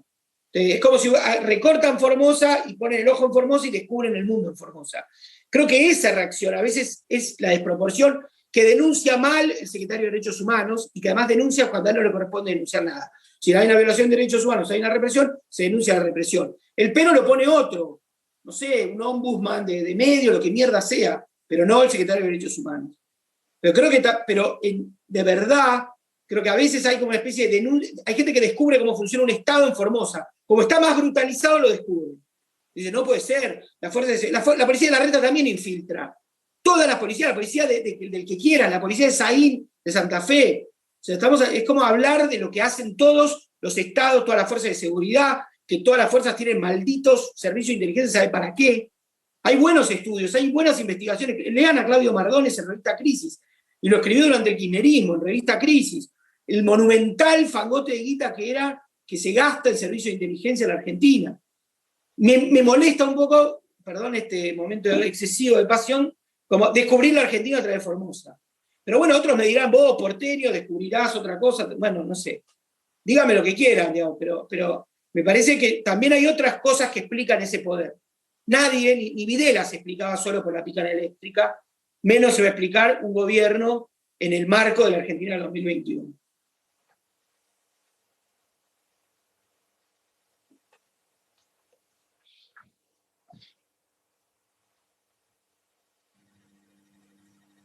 Perdón, te decía, Martín, para que quede clara la naturaleza de la pregunta, Paula preguntaba, me gustaría que Martín explique en qué su conocimiento de Formosa modificaría la percepción que hay en este momento de lo que pasa en la provincia. Me parece que fue una pregunta neutral, respetuosa y sin ningún tipo de preconcepto,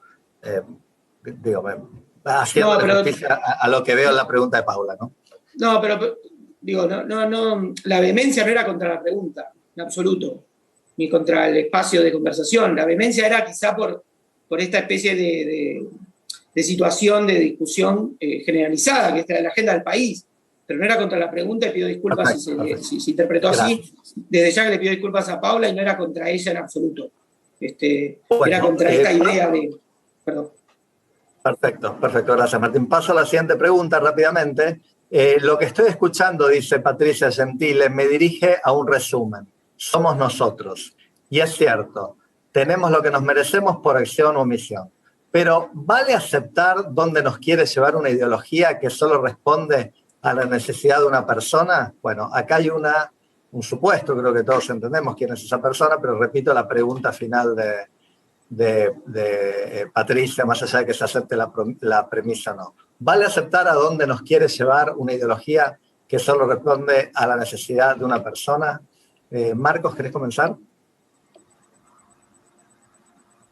Yo creo que es que no haya que preocuparse por la situación de ofensiva del Ejecutivo sobre la justicia, pero creo que, y no voy a decir nada demasiado nuevo, ¿no? Me parece que es bastante evidente que por lo menos por ahora, esa ofensiva tiene un resultado de daño institucional acotado y tiene, en cambio, un daño para el propio oficialismo bastante importante, ¿no? Por lo menos por ahora, no es que han logrado producir grandes cambios en el Poder Judicial. Más bien al contrario, ¿no? Yo diría, lo que han producido es un abroquelamiento de incluso sectores que estaban dispuestos a cooperar con esa estrategia de impunidad, los han abroquelado en su contra.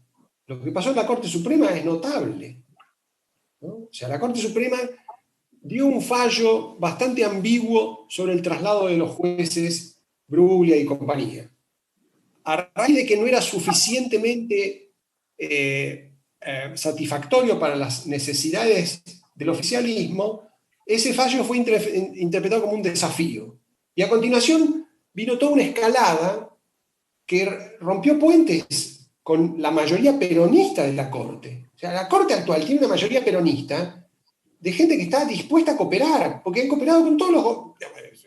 Martín lo dijo, pero no es que cooperan por igual con todos los gobiernos. Digamos, Macri, empezó Macri con esa resolución terrible sobre la coparticipación a las provincias que habían hecho juicio, ¿no? O sea, le marcaron en la cancha. Después Macri, bueno, tuvo que remarla, pero la verdad es que son jueces que bastante políticos, hacen una política de bastante cooperación con los gobiernos. ¿Por qué esa Corte se ha vuelto ahora la enemiga pública número uno y hay una comunicación cortada con el Ejecutivo? Hasta tal punto que el Ejecutivo ya está prescindiendo de la que era la interlocutor privilegiada para llevarse medianamente bien con la Corte. Ya no la necesitan. Los sardos no tienen nada que hacer. Bueno, es una situación que evidentemente responde a una estrategia muy mal pensada. O sea, este gobierno está frustrando sus aspiraciones de control del Poder Judicial. Eso no quiere decir que no puedan encontrar la vía para hacer cosas que tal vez lo favorezcan, digamos, y seguramente muchos de los juicios no van a terminar nunca, digamos, ¿no? O sea, la mayor parte de los juicios que afectan a Cristina están congelados. Es probable que sigan congelados, pero alcanza con que algunos avancen un poco para que el tema siga golpeando de un modo intolerable a la vicepresidenta y a la coalición oficial, digamos, ¿no? Entonces, me parece que ahí hay evidencias de que no es que alcance para estar contento o tranquilo, pero tampoco para hacer alarmismo, ¿no? Yo creo que este gobierno aspira a hacer cosas tan abusivas sobre el Poder Judicial que está generando un efecto boomerang, ¿no? Está generando una reacción corporativa muy fuerte de defensa de su autonomía por parte de muchos jueces y fiscales que en otras condiciones tal vez estarían más dispuestos a cooperar, digamos, ¿no? Y eso me parece que es un resultado notable a destacar, no necesariamente por buenas razones. Esta gente, digamos, no es que es celosa de su función porque sean prohombres de la República, digamos. Simplemente quieren asegurar su pequeña cuota de poder, no quieren que se lo lleven puestos. Y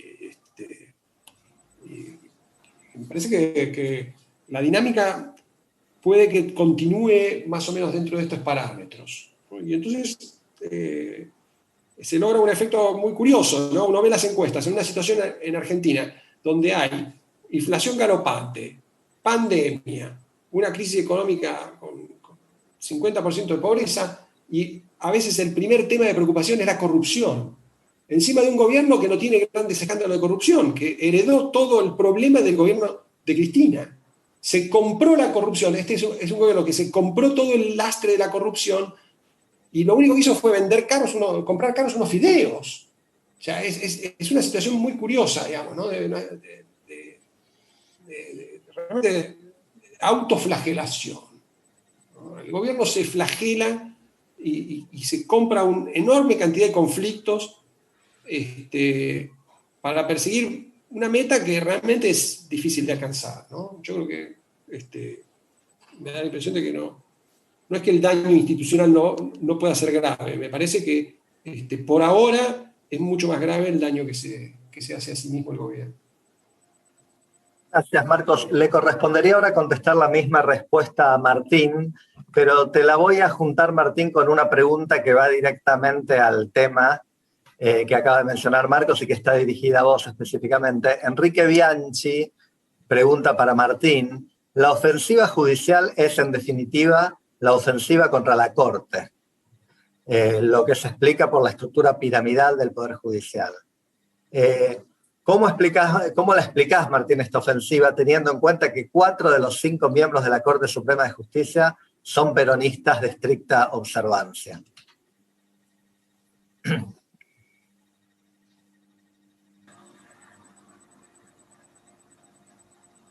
Yo la verdad que no tengo ni tengo una explicación, ni tengo algo, ¿cómo decirlo? No tengo ni tengo una dedicación, si bien trabajo en medios, a la cuestión judicial. ¿Sí? Mis opiniones en este tiempo han sido que la Argentina necesita priorizar esencialmente la reconstrucción socioeconómica de la Argentina, si necesita reconstruirse, si el efecto pandemia fue devastador. Ahora, yo no conozco no soy Lina Hauser, o no soy Carlos Pagni, no conozco ni el interior de la Corte, ni las internas de la Corte, ni tampoco me interesa demasiado la agenda judicial.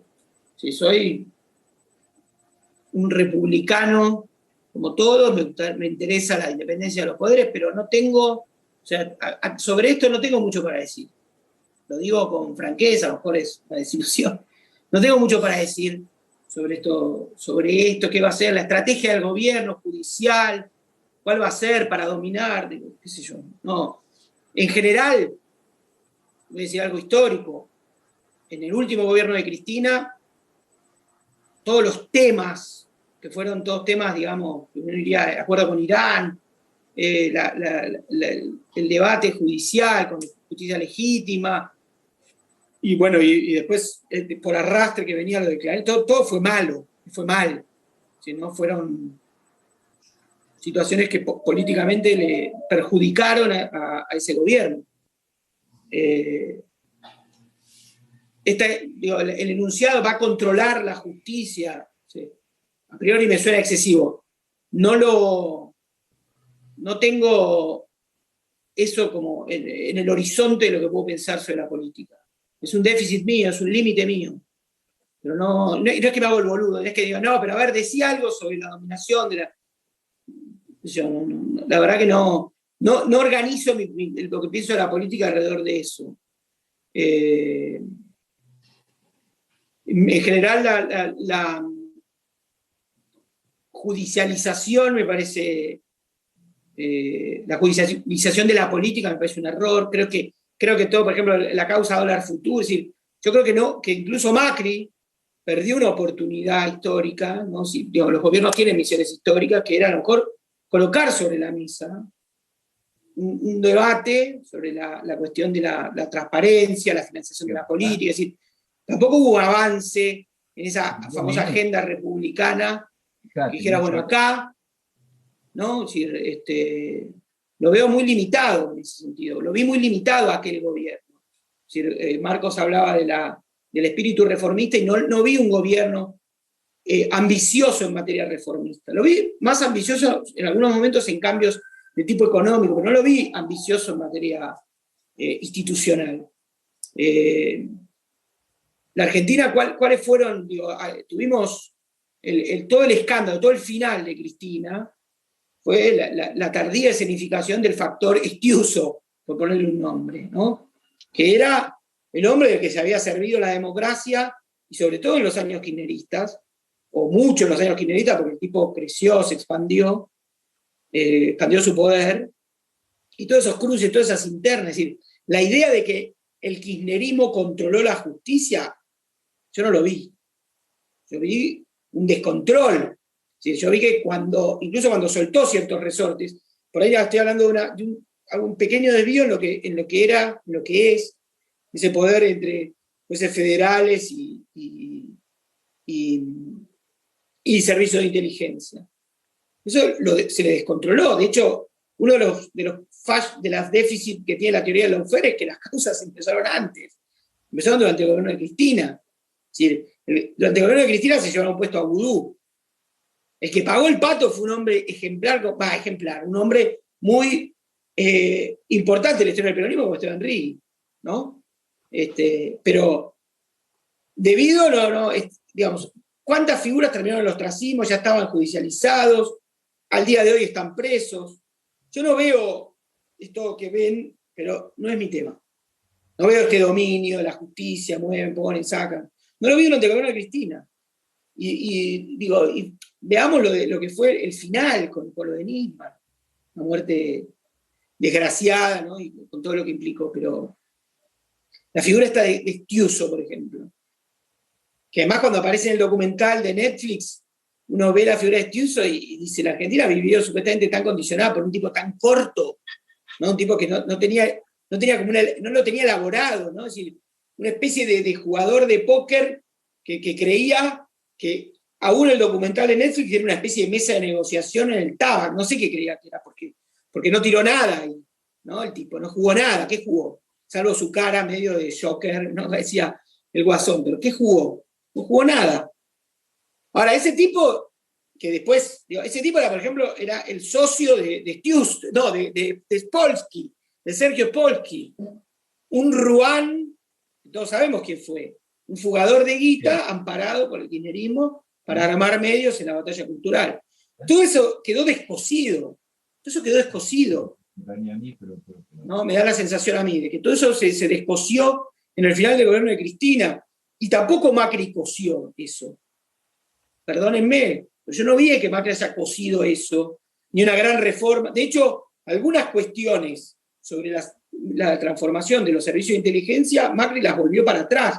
En esto que yo creo que tuvo el gran defecto, porque no quiero ir al fondo ideológico, si era neoliberal, Macri devolvía el poder a la CIDE, en vez de haber avanzado en lo poco que avanzó, en el poco tramo que avanzó Cristina, que fue desguazarla un poco.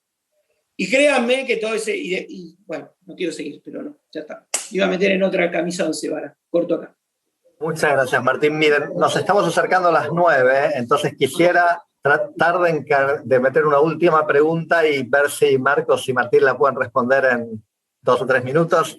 Una bien coyuntural electoral. Carlos Kramer pregunta, dice, al día de hoy hay 1,5 millones de vacunados, de los cuales solamente 400.000 tienen doble dosis. Nada indica que se puede llegar a agosto con más del 25% de la población vacunada. Además, espera un segundo brote para cuando llegue el frío.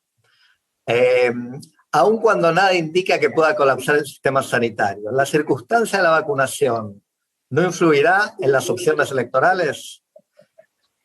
Marcos, dale. ¿Podés darnos tu resumen de 2 minutos sobre esto?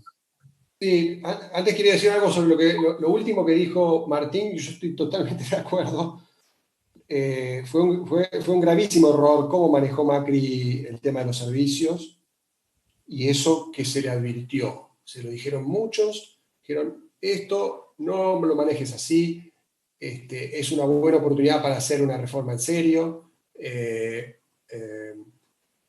Incluso socios del club se lo dijeron y lo ignoró, digamos, ¿no? Esta idea así medio canyengue de vamos viendo los amigos y lo usamos poquito, pero reservémoslo para usarlo.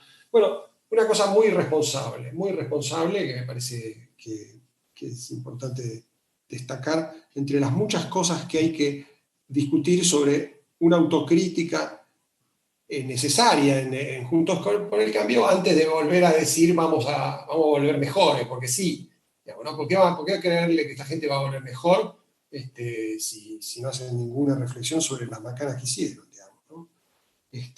Es un breve comentario.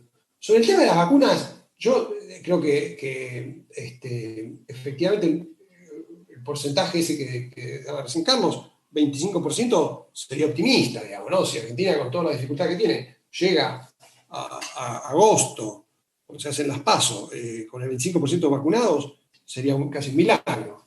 Ahora, tal vez sea suficiente, ¿no? Sea suficiente para frenar una segunda ola. No es que tiene que estar todo el mundo vacunado para que la propagación de la pandemia se contenga, ¿no? O sea, ahí hay que ver un poco lo que dicen los expertos, bueno, muchos dicen que porcentajes relativamente bajos de vacunados permiten que la tasa de propagación sea mucho menor de lo que fue en la primera ola, ¿no?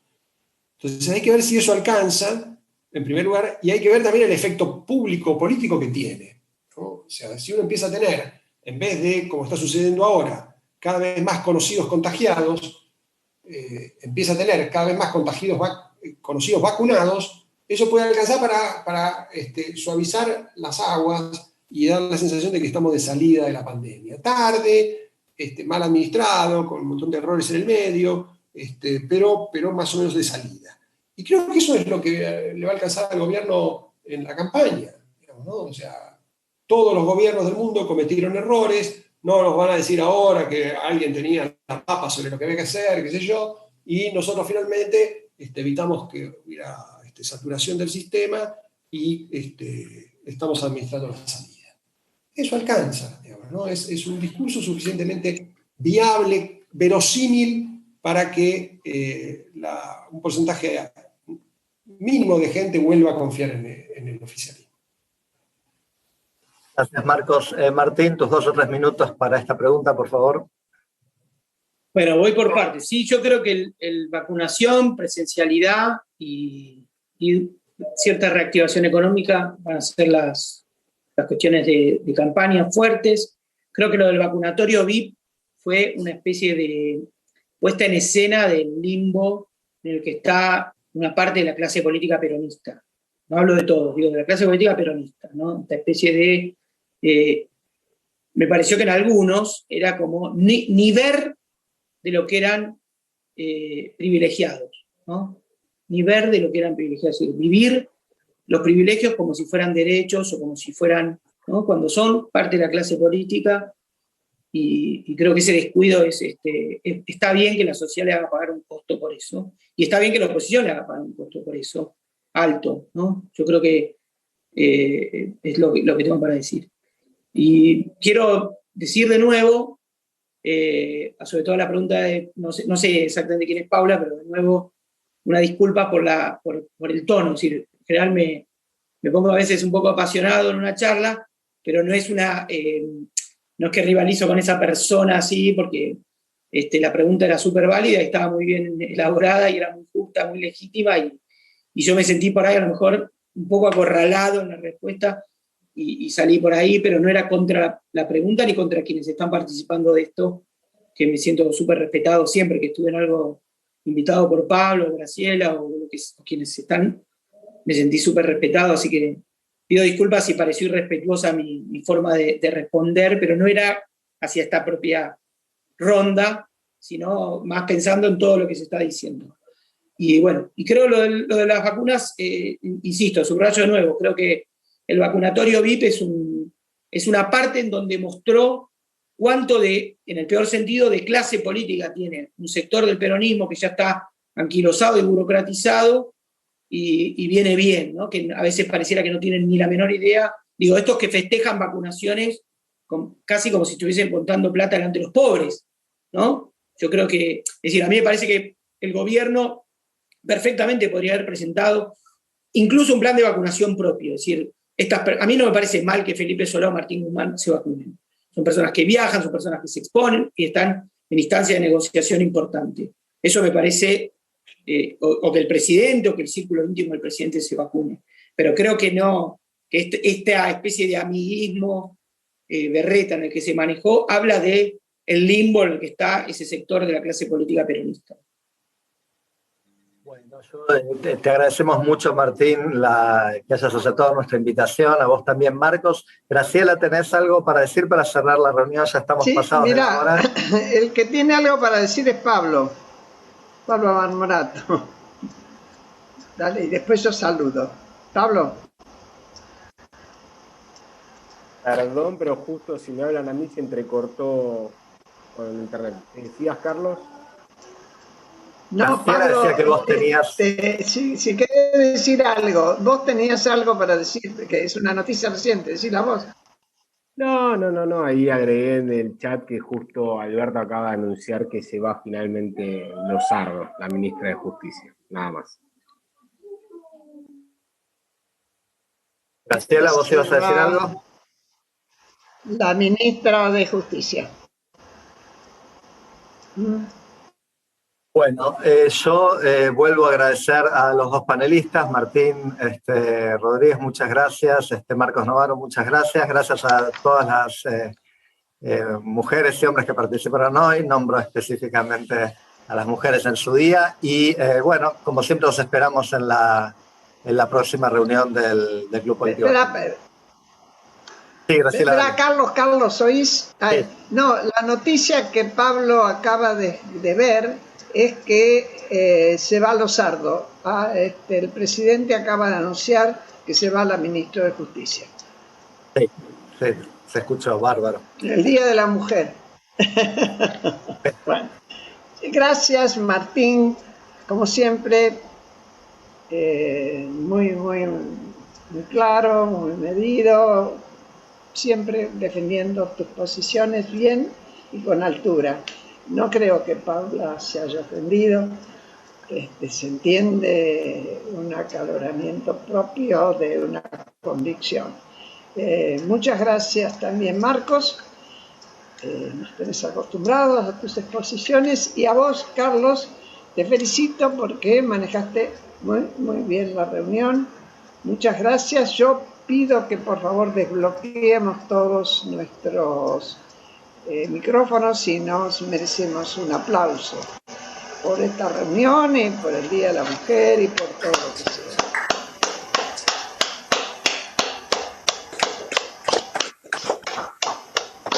Gracias por la invitación. Muchas gracias. Feliz día a todos. Chao a todos. Chao, feliz día. Gracias. Feliz día, chao. Muchas gracias a Chao, todos. chao.